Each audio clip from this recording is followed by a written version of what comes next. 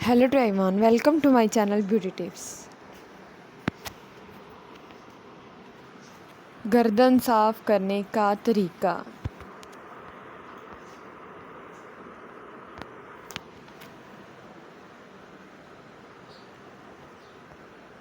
दो चम्मच दही, 1 चम्मच गुड़ को अच्छी तरह मिक्स कर लें। 2 चम्मच अनार के जूस को 2 से 3 सेकंड्स के लिए हल्की आंच पर पका लें। अब इन तीनों चीज़ों को मिक्स करके चेहरे, गर्दन, उंगलियां, गर्दन जहां भी आपको ऐसे काले निशानात हैं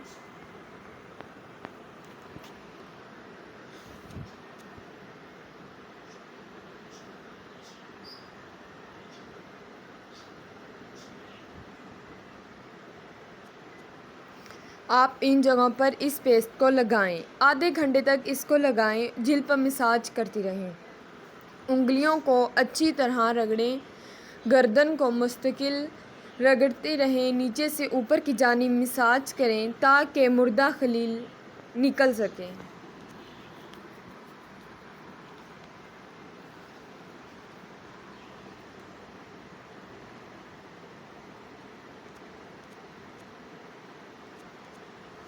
इसके बाद आप एक टिश्यू को पानी में डुबोएं और इससे चेहरे को साफ़ कर लें। फिर ग्लिसरीन जिल्द पर लगाएं। 4 मिनट बाद धो लें।